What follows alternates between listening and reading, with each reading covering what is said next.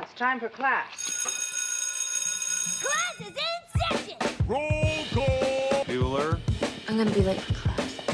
Bueller. Am I hallucinating here? Just what in the hell do you think you're doing? I'm late for class. You are mine now.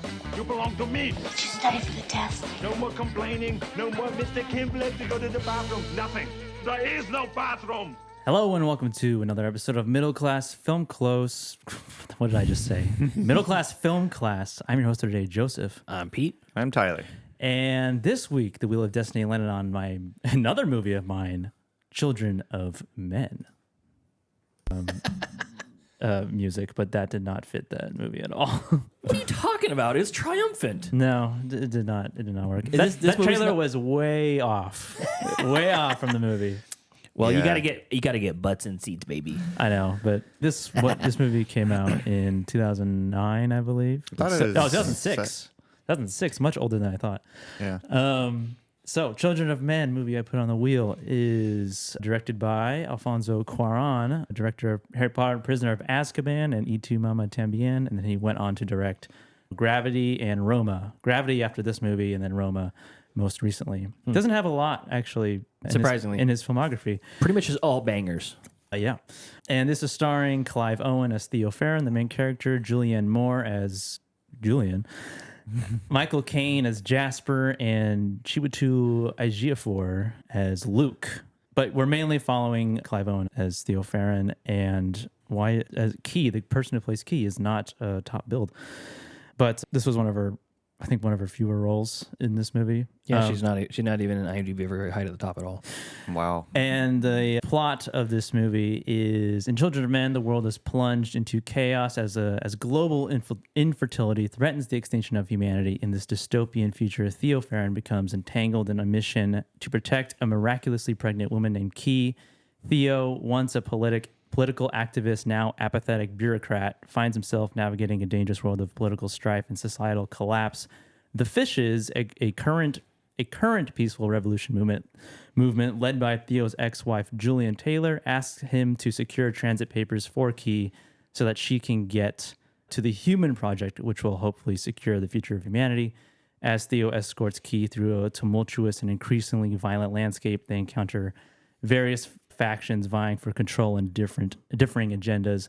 The pregnant Key becomes a symbol of hope in a world devoid of it, as her unborn child represents the potential for humanity's survival. So it's a heavy movie, I would say, to the least. Yeah.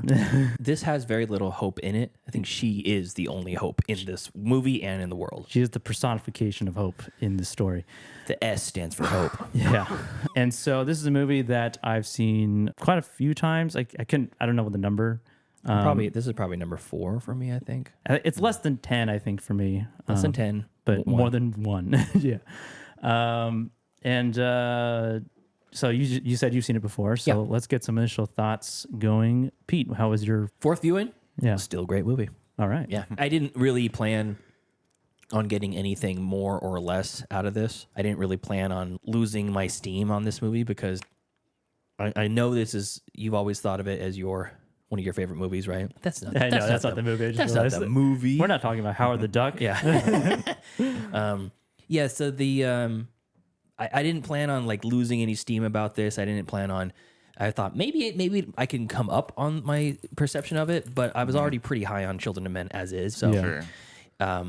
as it stands, the new things I gleaned about this movie is just how tight the story is. There's not a lot of excess here. You have, and I think that's a big part of. What are you doing? Huh? What is Don't worry about what I'm doing. The clicking. It's hard to not focus. Need a silencer for this thing. I know. I think I might change it out for I have a quieter one. So the movie is so tight. It's so you start. You have a kickoff moment with the Baby Diego conversation, and then the explosion in the cafe, and then it's a little bit of his life, and that is really just exposing the audience to the world that the stories are going to be told in. And then once he gets kidnapped and brought into the fold about what's happening, it's like it starts happening very quickly. Julianne Moore is only in it for a freaking second before she's gone. That's what it feels like. Yeah, that was one thing that surprised me again on rewatch was just how quickly she's out of the picture, and he's thrown into this scenario where he has to essentially help save humanity, not himself, but help someone else save humanity, and has to put that selflessness, which his character does not show a lot of selflessness in the very first beginning of the movie. Yeah. He shows hopelessness. So by the time he's already in the shit, it's like very fast. It happens very fast, and then it escalates very quickly, and he gets into even more shit very quickly. Yeah. It's really only 4, maybe 5 stopping points for the hero's journey along with Key. And then you get to the ultimate finale, and my God, what a finale. So the world building in this is fantastic. The acting is second to none. Like, I don't think any one performance or one single line feels like it's misdelivered. Yeah. Even the small parts, like the fascist pig cop is... Sid. Executed, yes, Sid, perfectly.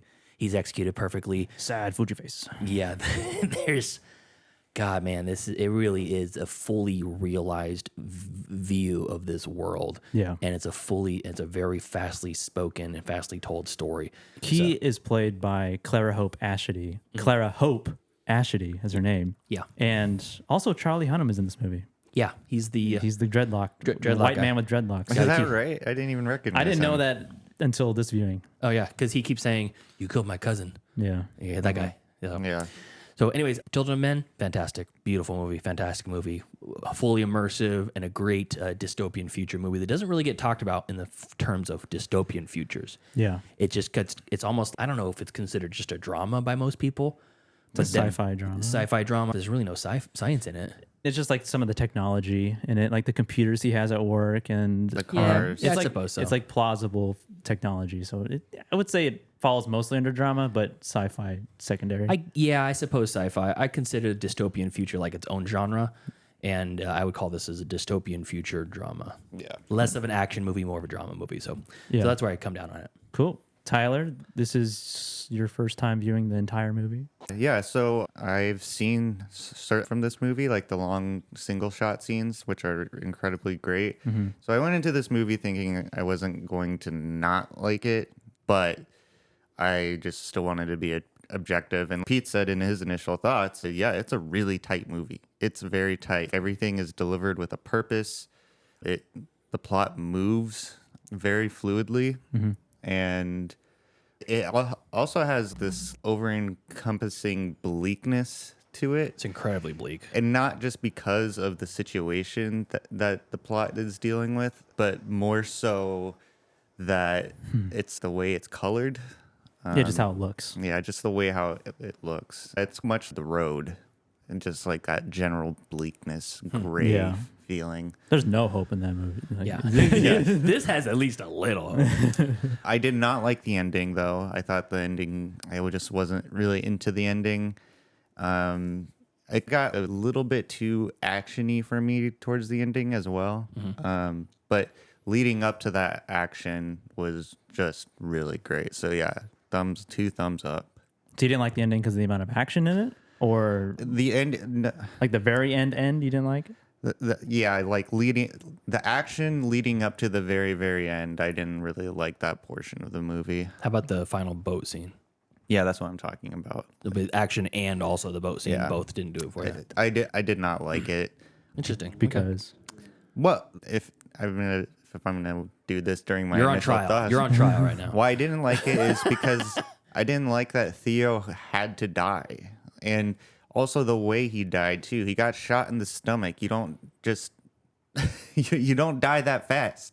It was like He an would hour. be It was like an hour. What was it? Yeah. it was a good amount of time Yeah. between the time he got shot and the time they actually got to the boat. Well, regardless, you can survive that gunshot wound Our stomach, Aren't you the one that says you fall down and hit your head once you're dead? in a certain way. Well, you want to go out back and I can shoot you in the gut and test it out after this? see what happens. You'll be alive for days. So you didn't like that he died in general, or how he died? A bit Spoiler of alert, column A, he dies. yeah, a bit of column A and column B. Okay. I would have liked him to survive and overcome his emotional wounds that he had to experience throughout his past, He had nothing to live for, though. half decade or so. He had nothing to live for. The one woman Himself. the one woman he ever loved died. Yeah, that was brutal. And then I don't know if that was his dad or not, Michael Caine's This is character. his friend. Yeah, he was dead. The dog was dead. Yeah. Yeah. The only thing he's got is Key, but he's not with her. Gonna be with her or anything like that. So what? He can live for himself. I don't. No, He's got to live for baby Bogan or whatever his name is. Oh yeah, no, wait, it's no, Dylan. it's Dylan. Yeah, I know, you son of a bitch. What was the first name it was going to be? Froley. Froley. and then the second one was gonna be Bazooka. Bazooka. It's worse than Froley. I was just starting to Froley. Froley is a man's name. But yeah, anyways, I really enjoyed myself, and Nice. I'm glad I was able to watch it. Okay, cool. So yeah, Children of Men. I'm gonna start my thoughts off with how I started off with Tree of Life. It's a movie that I hold really close to me, and coincidentally, same cinematographer from Tree of Life, Manuel Lubezki. Oh, I didn't know that. And if it wasn't for him, this movie would not look nearly as good, and there are certain shots that would not have been executed as well if it wasn't for him. Chivo! But for just from a story, separate from a production standpoint, the story is just, I really love this story. I really love the acting. I love the ending. I think the ending's perfect. And it's a perfect wrap up for Theo's character. And he gets closure for the story that we hear about his past. Mm-hmm. And so, yeah, this is a movie that has been my number one for a long time. And I honestly was scared going into it that it would be knocked down or it wouldn't hit me as hard. But honestly, it hit me harder. Nice. Very good. And to me, because this movie I feel like I have a bias, but this movie is flawless to me. And I can confidently say that this is a masterpiece. This is a masterpiece of a movie. And this is a movie like Tree of Life that, like I just said, I hold pretty close to my heart. And it was a huge inspiration for me to go into filmmaking from a production standpoint as well as storytelling. For a movie that portrays the lack of humanity in a literal and figurative sense, and a main character who goes from being completely apathetic and complicit to the world around him to literally dying for it. Like Jesus. Yeah. This movie sure shows a ton of humanity and what it means to do what is right, even if it means it could all turn out to not be real. Yeah. Which is the hanging on to hope in the face of extinction. The music rips my heart out. The cinematography blows my mind every time I watch this, and the world feels so real and authentic and lived in. It doesn't look cheap or anything at all. It feels like I'm watching, I'm looking through an orb, like a seeing glass, and seeing what the future is going to look like. And yeah, this movie blows my mind every time I've seen it. And I can confirm that after this viewing, it still is my number one movie. Nice. Good. Yeah. Now, you say this is a flawless movie. Oh, you're still on Tyler, by the way. Oh, yeah.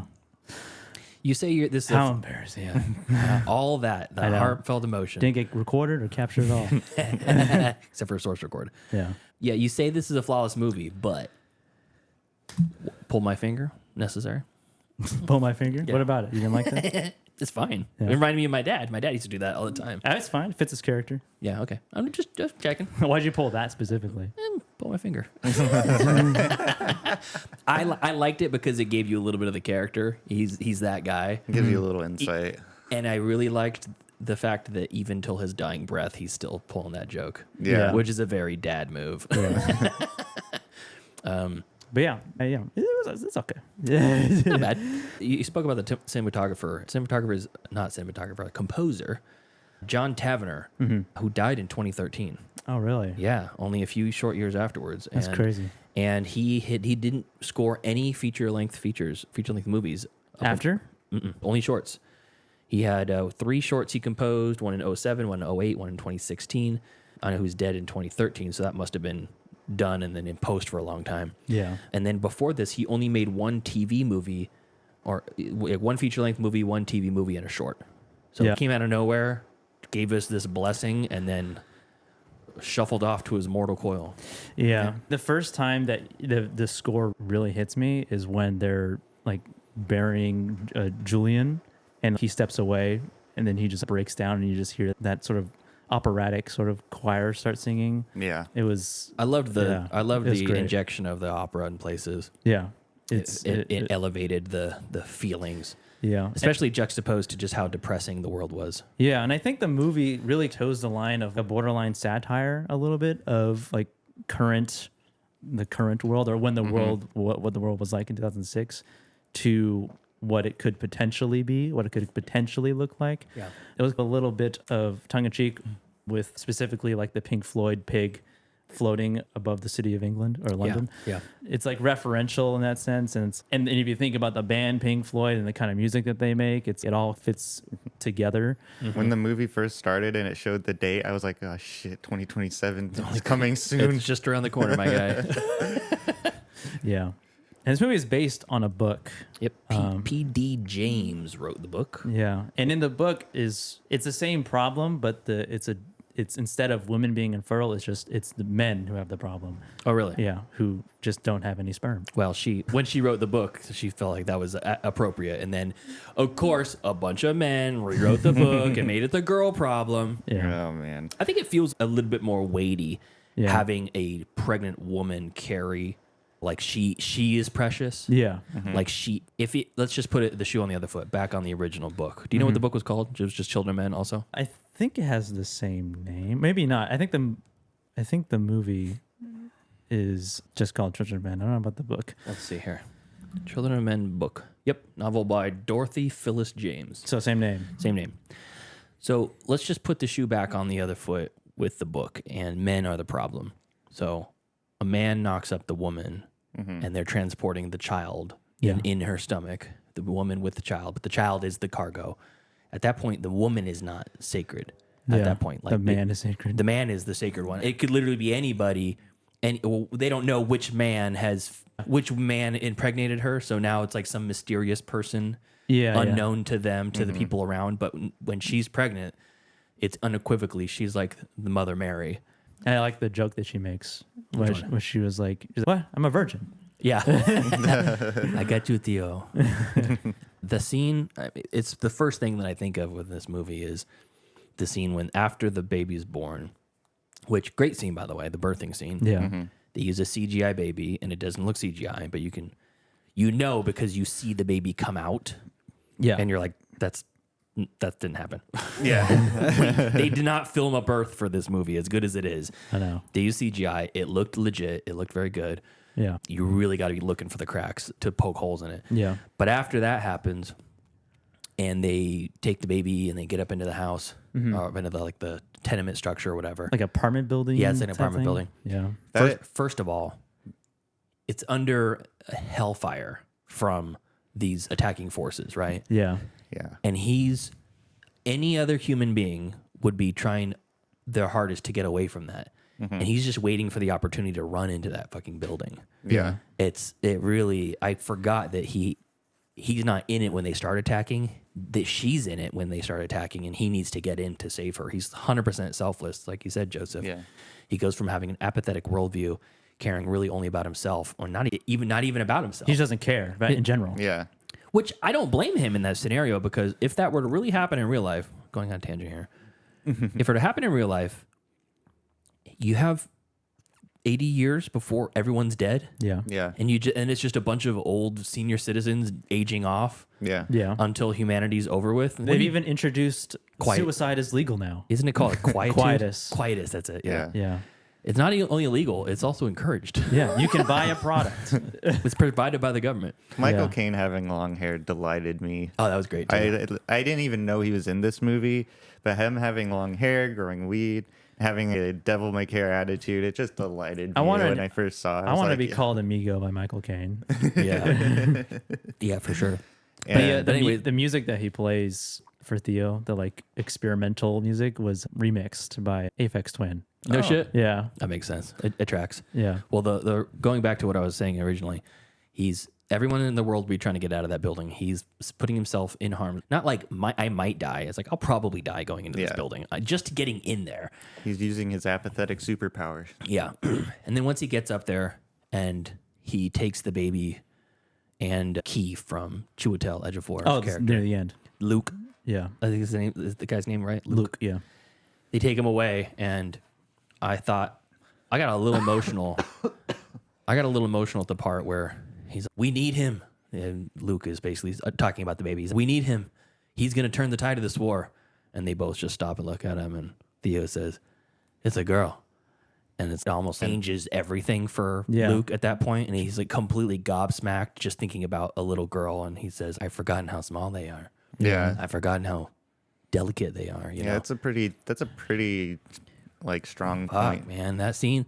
But the most emotional part about that is when the baby's crying and everyone is dead Stopped. silent and Yeah. stopped, and then people are like bowing to him, Yeah. like they're seeing a god. Yeah, you know? some of the soldiers like kneel down and Do the ro- cross the thrones. rosary. Yeah, Yeah. Another thing that I really liked about Theo's character and the whole movie is that it's like 25% an action movie. It's very little action. When the action does happen, it's like a it's lot. intense. Yeah, it's fast. But even though all this stuff that happens, he never touches or picks up a weapon of any kind.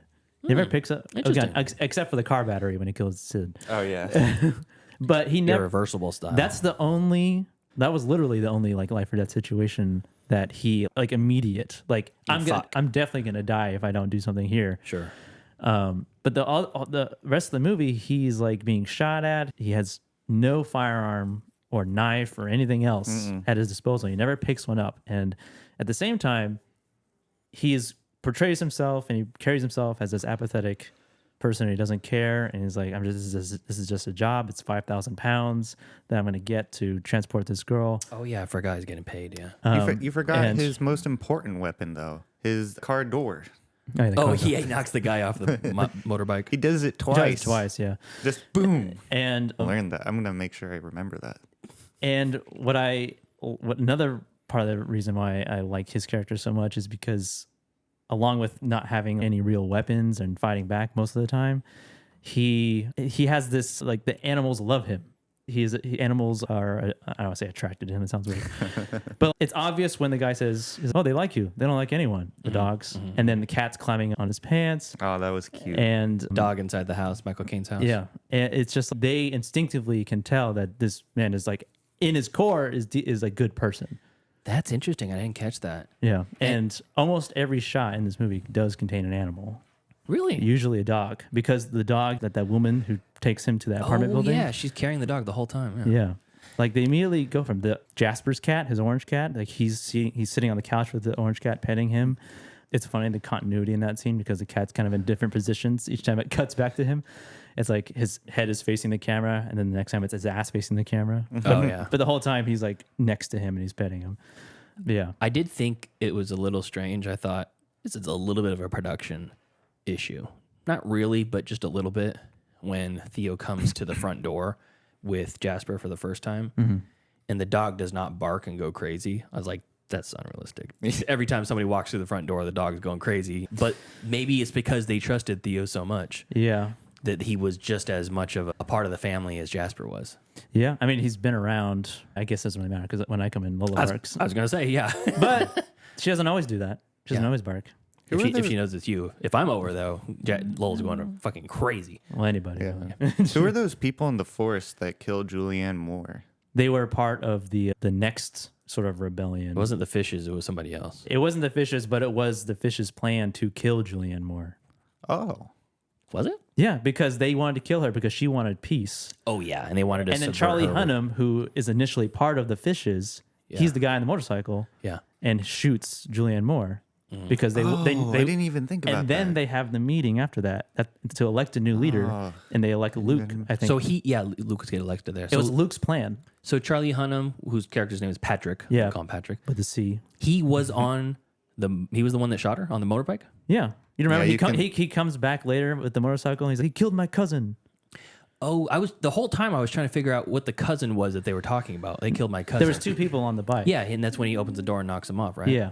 And Okay. so That makes okay. So Yeah. that's filling in some of the gaps because I thought I missed something. No, That's and what I I was. did. That's what I think. all those people were just like probably just extra like people they hired for their other secret rebellion that they were going to do like a violence version of Okay. what Julian's character was going to do because she mentions earlier in the movie that they don't do bombings anymore. Like when the fishes first started, they were doing violent acts of like protest basically. Yeah.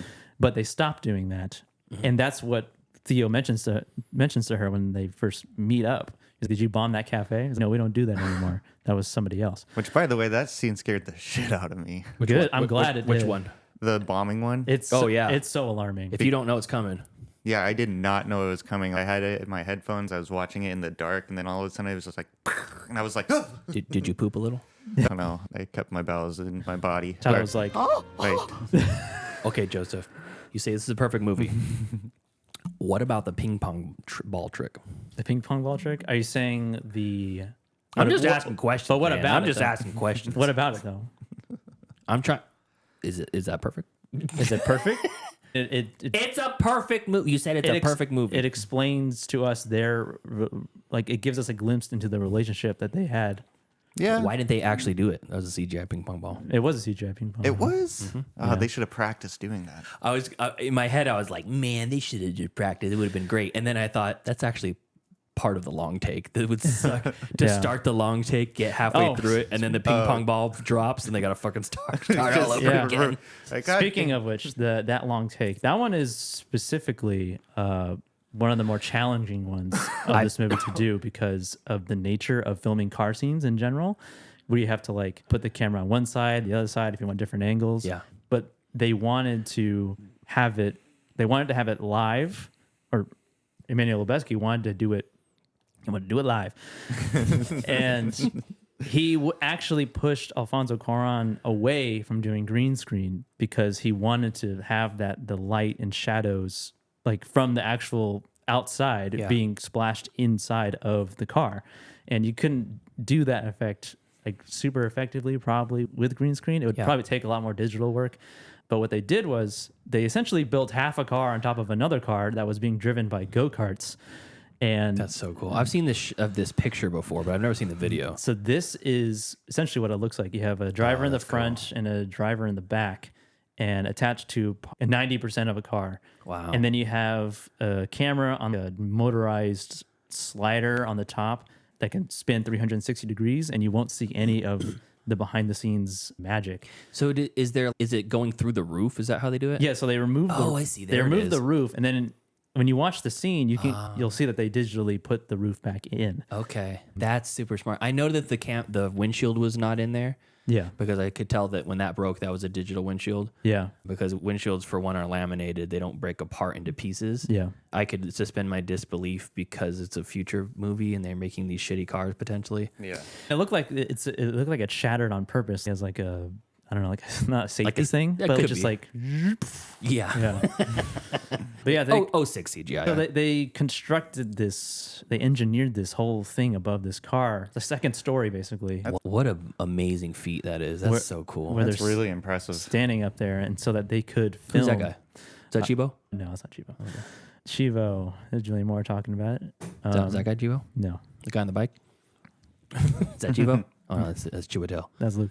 It's always funny seeing behind the scenes and how they film their like interviews and stuff, and it looks nothing like how the movie looks. Like it looks really cheap. Yeah. But yeah, so that's what it That is looks. so cool. That's what it looked like when they were. Podcast listeners, if you're Filming this. not on checking this out on the YouTube, you're doing yourself a disservice. There's some really good stuff. So hop into the YouTube and just look for the full length review. But yeah, like just this whole thing, this rail system here. That's sick. Tyler, That's you really looking, you cool. looking at it? Yeah. No, No, I was, Tyler's texting his mom. no, I'm not. I was looking at one of my notes. I like Yeah. when Tyler references his notes. Here's something I wrote down. Well, But yeah, it's a whole thing. It was like Emmanuel Lubezki had the idea. We're gonna do it live, no green screen. We're gonna make this real, and they had people to devise this contraption to get the shot, and they did it. Wow. And it's an iconic shot. It was referenced a lot when I was in film school, and we watched the opening scene of this movie in the script writing class. But after post film school, like I never really heard anybody talk about this movie. oh wow. Really, I think it gets guess referenced quite a bit. I mean, I've never had a conversation with many people about this movie. I think I see it referenced on the internet more than We in just real film life. Twitter. I've never seen it on social media. I've never seen it on TikTok or Instagram. Hey, your aunts and uncles don't tweet about children and men all the time? On Aunts and Facebook? uncles. On Facebook? I'm only friends with my aunts and uncles on Facebook. So my note taking is a lot of stream of conscious sort of style. Yeah. And so when we get to the point where we meet Sid, I said, Sid is a true homie. However, when they have to search them first, they'd know she was pregnant. Like, they would know Key was pregnant. They search everyone before they go to, like, a prison, like, immigration camp style. I don't know if that, in that volume of people, I don't know if they're... Also, it's been so long since anyone's pregnant, they have to assume it's a goiter or she's just had a big burrito right beforehand or something like that. She was not, she was She had hours a goiter. away. She had a goiter. Okay. She was 8 months, that's what she said. Yeah. Well, flash forward a few paragraphs down. I said, Vincent turned into a prick. Who? Sid. Oh, Sid turned out to be a bad guy? Yeah. At first, you were on his side. I thought he was really nice for helping these people out. He was just the guy that he sold drugs to, Jasper. Yeah, but he was. I thought that we would. I never thought I could see the peak of the bootlicking, Tyler. What? But you've reached a new level of licking of boots. Yeah. How is that bootlicking? Oh, I'm on the side of the immigration officer who's buying drugs. But he was helping them. He's in a prison. But that was the plan the whole time. Yeah, but if the plan was to like They're breaking into prison. giving them money and for showering them with good stuff, he wouldn't do it. And it's an open air prison. It's essentially slums. Yeah, it's Australia basically. And another note seething. about the production, I guess, behind that whole section of the movie when they go into Bexhill, which is the name of the slums essentially, where they put all those immigrants. Production designer really encouraged Alfonso Cuaron to essentially, she's the reason that it looks the way it looks, and like essentially maybe the rest of the movie looks how it looks. It has that bleak gray, because it's in England. Because Cuaron, I think, initially wanted to do a more like vibrant, more color type of environment for Bexhill specifically. Oh, so they were gonna go off script and go somewhere else. But Go to Tucson. But when she, brought what she was going to do for the set design and how we want to look, it's like that this is England. This is the future dystopia. So it's not going to be bright. There's not going to be pops of color or anything like that. It's all going to be essentially monochromatic. It's already depressing in England, and then they unleash the apocalypse on it. And what we're seeing is that. It reminded me of the third act of The Pianist when they're going into that penal colony, what's it called? Bexhill. Yeah. Because they're shaking them down for goods. There's piles of personal belongings. They're left on the opposite side of the gates. He has to give up his watch. He had a pretty slick watch too. Yeah. Yeah. And they're then once they get in there, it looks like the muck and the mire from The Pianist, except for a lot more people. And this is the ultimate destination. They're not getting herded off somewhere else. But everywhere you look, there's livestock. There's shanty towns built outside of buildings. Yeah, you'll see that elementary schools are all run down and vandalized because there's no kids anymore. So I didn't make that connection, but I guess there wouldn't be any kids. the youngest person following baby Diego, He was 18. was also 18 years old, and it was 6 months. It was a woman. But just the opening sequence really paints it gives you the world. Essentially, like the youngest person in the world has been killed, has been stabbed because he refused to sign an autograph. Yeah, I know. That's such a weird way to go. One thing I wanted to bring up also was the scene with his cousin, who gets him the transit papers. That's his cousin? Yeah, that's his cousin. Because Julian knows that that's his cousin, that's Theo's cousin, and that he can secure transit papers. Yeah. I don't know how... I can't remember if they talk about what he does, but he's like Some aristocrat. art collector, art aristocrat. He gets limoed there in a Mercedes or something. Yeah. And then you see the statue of David, which is a movie prop, a real life, like a to scale movie prop from Italy. And they digitally removed the leg. And put the metal core and put the metal core in there because they saw a picture. I can't find the trivia, but they saw a picture of that. And of course, they couldn't ruin the actual movie prop. Yeah. So they digitally put that in there. And there's works of Banksy in this movie. Oh, really? Oh, yeah. When he's walking down the ramp in the Museum of Modern Art, I think is where his cousin is. The Arc of Arts in the movie, a stenciled image of two policemen kissing can be seen on the wall. Oh, that one. The image was created by Banksy, who is... Everybody knows who Banksy is. I like that scene when they're having lunch or dinner or whatever, and he's got people serving him.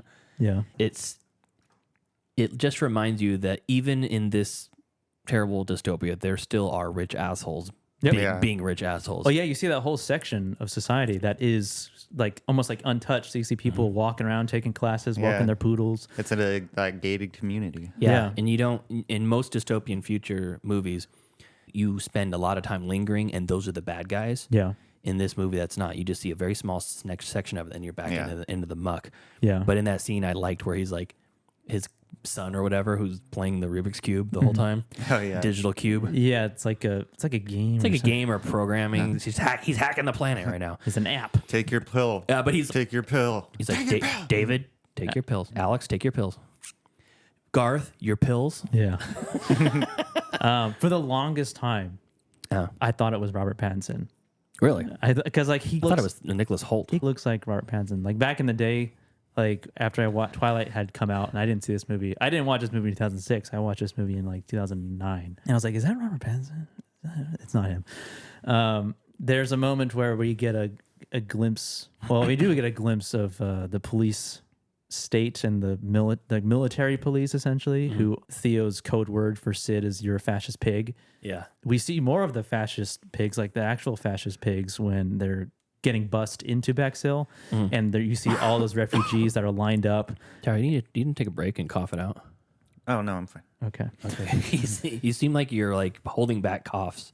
Take a drink of water. Cough it out real quick. Let's take a pause. It's actually just red Kool-Aid. Yeah. Take a drink of Four Loko.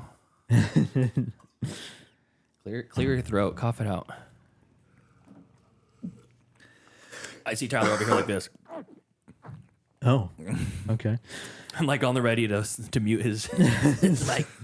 Sorry about that. So yeah, That's okay. So they're getting bussed in. Theo, Miriam, and Key. Miriam is Midwife. Key's midwife. Yeah. Oh yeah, and she gets beat the fuck up. Yeah, so she sacrifices essentially herself to save Key, and so that they can keep getting into Bexhill when the fascist pig rolls in with the dog, and she causes a distraction, and then she gets yanked out of the bus, and that's the last time we see of her, and we can only presume what happens because you see the people lined up, you see the people in the cages, and then you see the dead bodies lined on the streets.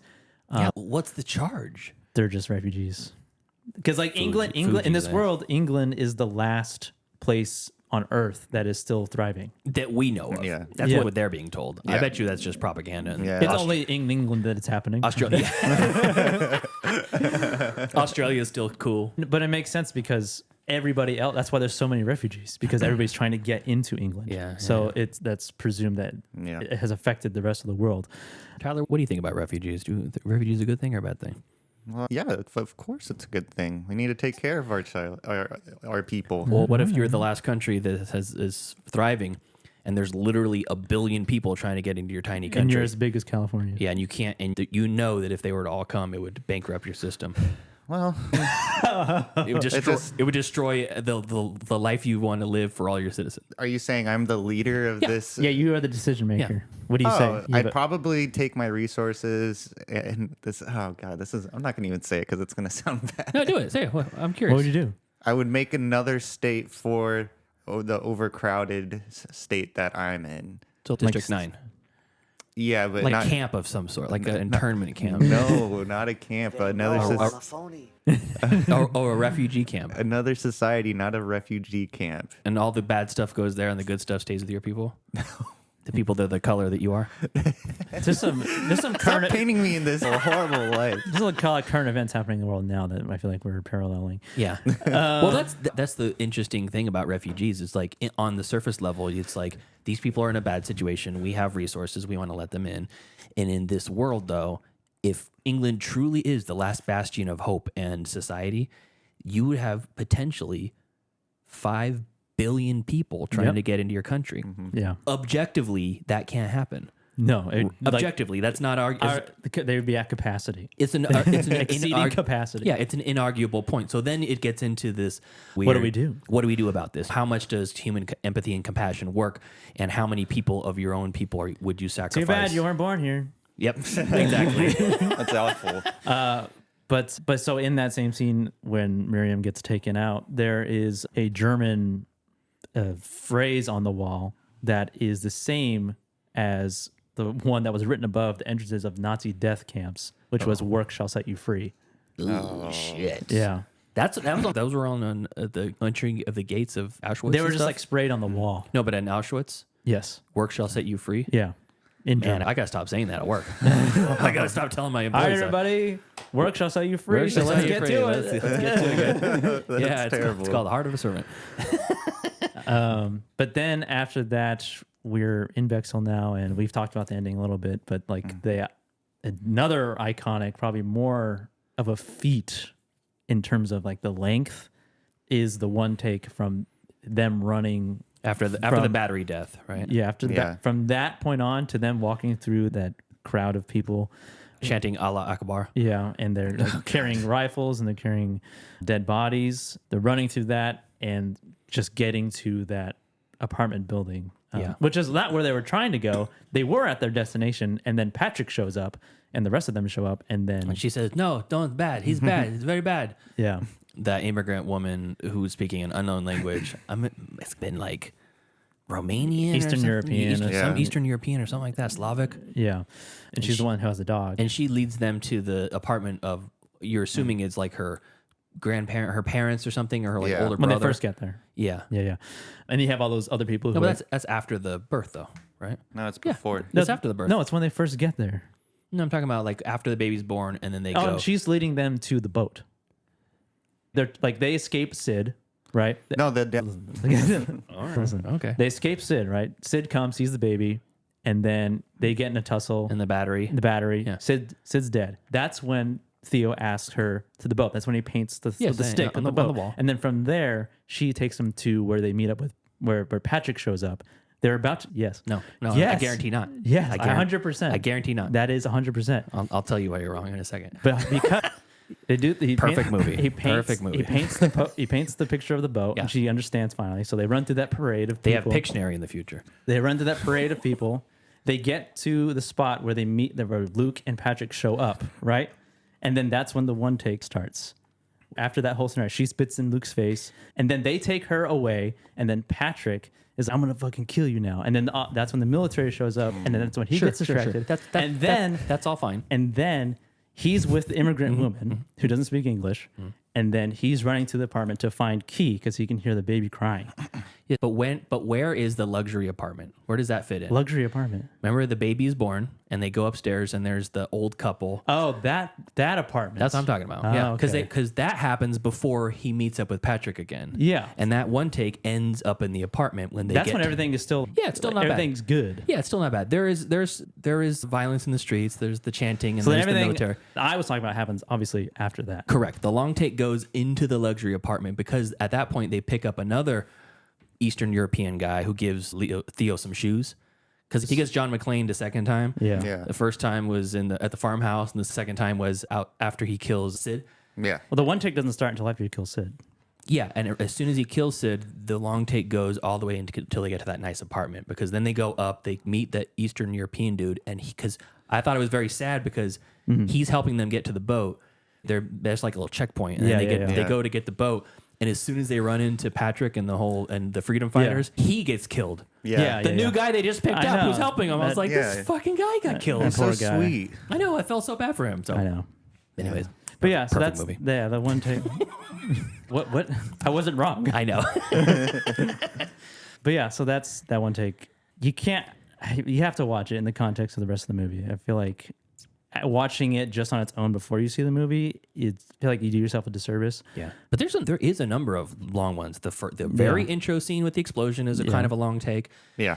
and it doesn't have to be a 5-minute long take to be considered a long take. A minute and a half, 2 minutes. That's a long way Yeah. for a movie like this with this much visuals, these many background players, how gorgeous it looks. There's that.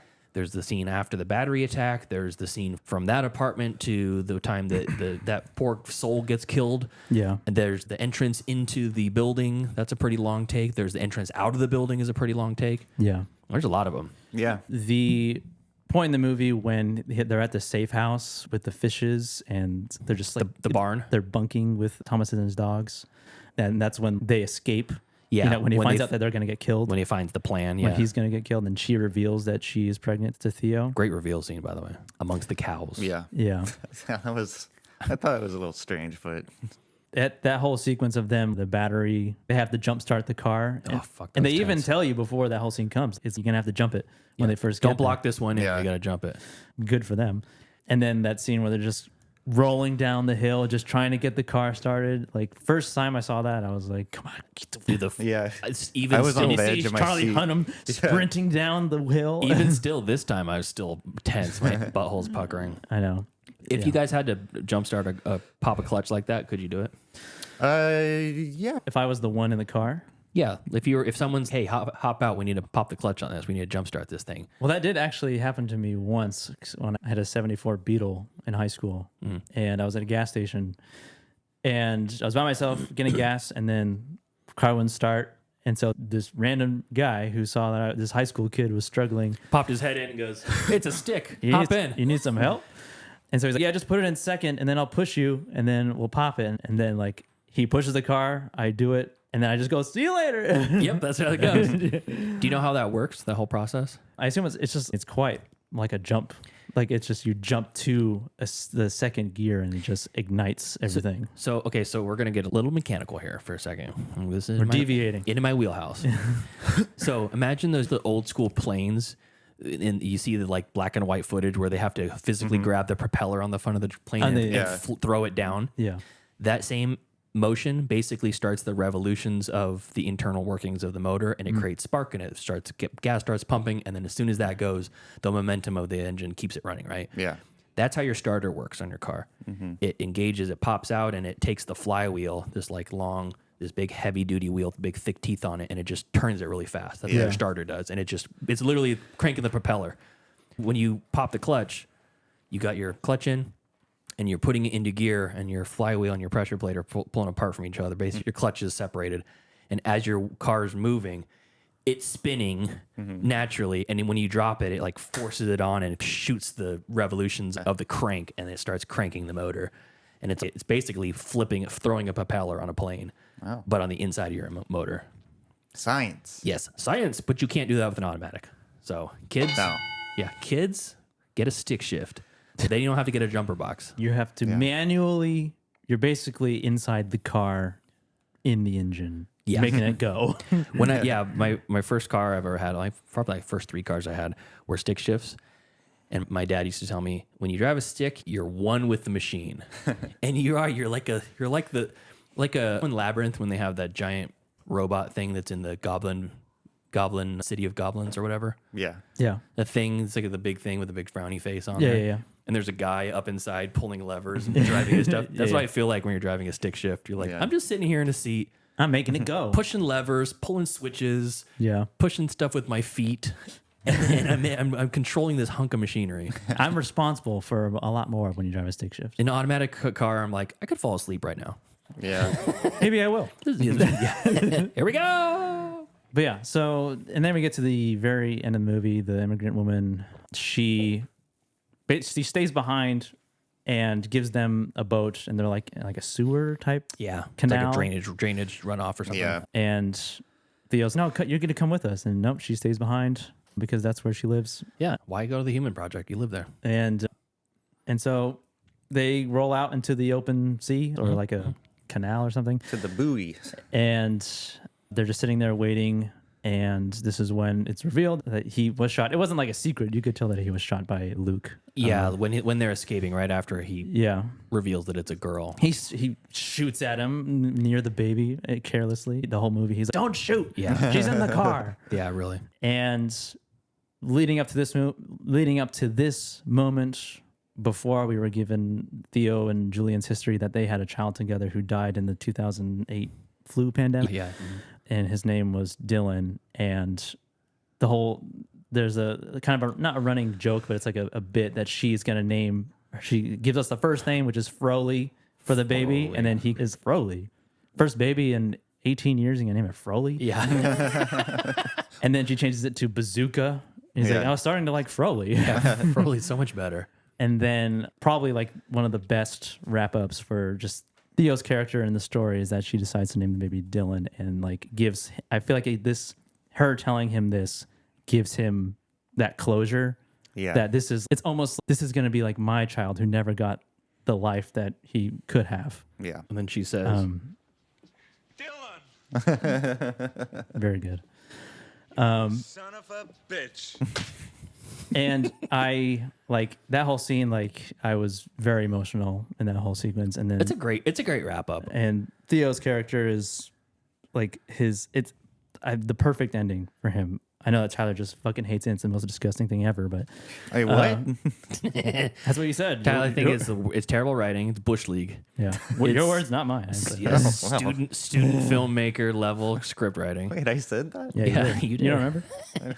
You were in a fugue state. And then the boat, which is perfectly named, the Tomorrow, shows up, and Little on the nose, don't you think? it's perfect.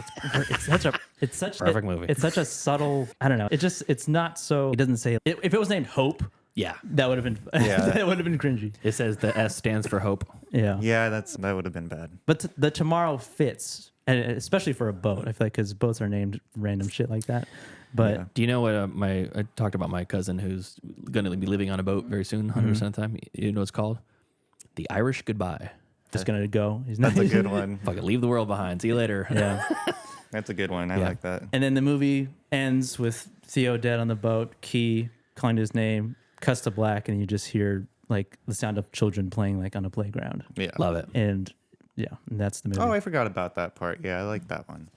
So that was Children of Men. Let's throw some grades on this bad boy. Let me see if I have any other thoughts real quick. I want to check through my notes here. No, we're doing grades. Okay, grades are it's an A. Children of Men, I think I might agree with Joseph. I think this might be a perfect movie.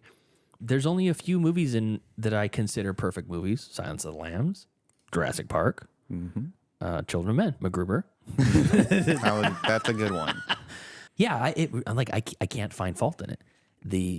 The amount of effort put into the production just to get one single shot, and I know it's a long shot, but just looking at what it takes, it's like versus looking at an independent movie. And I know independent movies don't have the budget to do things, obviously, but taking a static shot within a car and cutting back and forth with it, it's fine. You get a certain image, you get a certain feel and look and stuff, but that just one long take in the car, oh my gosh, it's fantastic. The long take, the ceasefire that happens when the baby starts crying, Yeah. unbelievable. It's a visual thing that I didn't know I needed. And when you see it, you're just like, it speaks to your soul on a certain level that really is. This is why I like movies. I'll say that. Yeah. Movies like this is why I really love movies, because if you were to just watch the latest Marvel movie, you'd never get something like this. And this really is a fucking fantastic movie. So A+ for me. Nice. Yeah, I'm gonna have to give this movie an A as well. I didn't give it an A. I gave it an A+. I will say A+ as well. Then What? well, because I too also think this is a perfect movie. No, you said you hated the ending. I said I disliked the ending. I didn't say I hated the ending. And They know I'm a phony. How can it be perfect if you don't like it? what? They To know I'm a I can be yo-yo. disappointed with an ending and still find it a perfectly well-crafted film. That's not what you said. A perfect movie and a perfectly well-crafted movie are two Aren't they? very different They're things. interchangeable. No, they're not. Okay, what? You are. I am so angry right now. Why? I'm seething. Okay. I don't, It. No more Mr. Nice Duck. no, it was good. It was really good, very compelling plot. was good.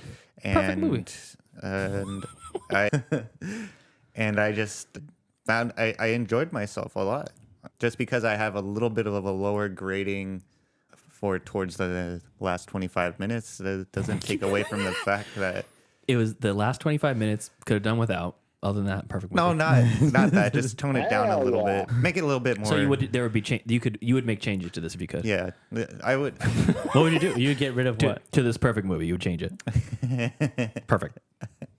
Without blame, no blemish. You get rid of the action? Yeah. I would tone it down. That's really all I would do. I wouldn't take away the action completely, because then He wishes that Theo would have hooked up with Key, well, had a second baby. yeah. I'm glad they didn't go that route, though. Wasn't she like a kid or something? Oh no, she had to have been over 18. So No, why? She had to have been over 18 Yeah, because that's what I- the youngest person's 18. yeah, exactly. That's what Yeah. I was thinking. I was like, anyways, How could she get pregnant if she wasn't over 18? Because you're not allowed to have sex until you're 18. true that. Yeah. But yeah, I enjoyed myself a lot. I'm glad I watched it. So what's your grade? Yeah, what's your grade? I already said A+. Don't make me twist your arm, bro. A. Give it your honest. What do you want? Give me I already said A, and then I said No, B. you said like Pete, but I didn't give it an A. That's not the grade. My grade is an A+. So Okay, I'll go with my first answer then. How A? about that? Behold me, There we the go. reincarnation of An the A, Buddha huh? of the golden. A. Stop busting my balls. I'm not busting your balls. I just want your honest opinion. I did give you my honest opinion. And then you changed it to A+. Because I thought you gave it an A. I didn't hear that you said plus. So so now you're just copying me. That's what you just said. You said you're just copying me. I can't win. I wanted to give it whatever you gave it. can't Whatever you gave There it. is no winning. There is no winning. Just be yourself, Tyler. I. Don't be me. Don't be me. Be yourself. God damn it. Be yourself. Undoubtedly one of Earth's greatest Be minds. here. yourself. Oh my god. Be yourself. All right. All right, Yeah. A. Yes. A from Tyler. How dare you not like the movie that I like? I did. I did like it. That's basically, if you could summarize film Twitter in one line, it's that. You don't like that movie? What I do, so you're an asshole. So you're wrong. Yeah. Okay, so my grade, yeah, A+, easy A+ for me. Need I say more? No, I don't think so. Just, it's gonna be a hard movie. If another movie were to come out, I don't know what would have to come out to be like I could compare it to this. Yeah. I can't really compare this movie to anything else. Rachel Weisz biopic. Okay, Yeah. why Rachel Weisz? I know that you're a Rachel Weisz fan. Oh, okay. I couldn't think of anything else. Yeah. So yeah, it's still really good, really effective. I might call it a perfect movie. Yeah, 2/3 in this room. I- I might call it that. okay. Words mean something, Tyler. You can't just call something perfect and say, I would have changed the last 25 minutes of it. It was perfect, but Here's my page of notes. If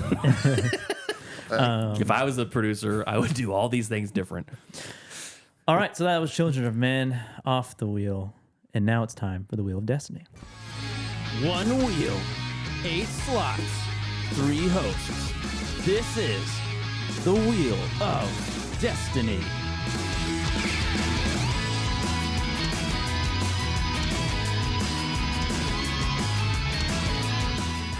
That's right. Children of Men off the wheel. I've already taken the liberty of erasing it and replacing it with Joseph's replacement, which why don't you tell the listeners what it is, Joseph? So, movie I've never seen before, but what I've heard is also not very uplifting, is going to be City of God. So, Yes. Children of Men, now it's the City of God.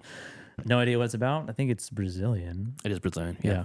So, yeah, that's really all. I don't know anything about it. Going into it completely blind. Tyler, you seen it? No, I haven't. I can't remember the main character's name. It's like Lil B or something like that. Little B. Wait a Little. minute. So why does that sound? Actually, you know what? Well, I think Lil B is a rapper. I think I did In see- real life? Yeah, in real life, but that's not this character, Lil B. I think I have seen it. We haven't all seen it. I thought we did an episode on it.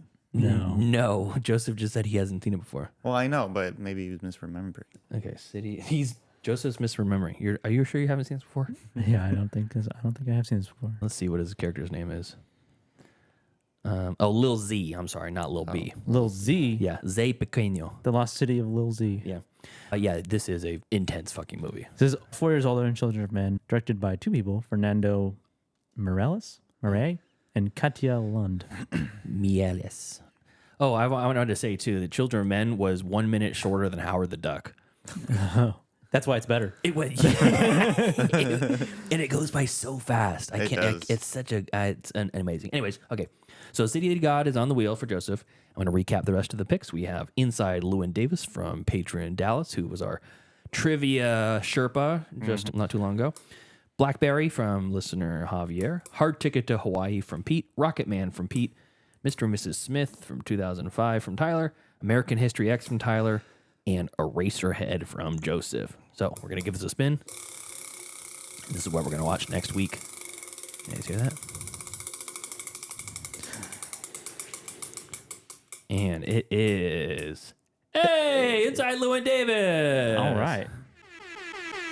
From Dallas. I'll have to get a little snippet soundbite from him. Does this movie get a B?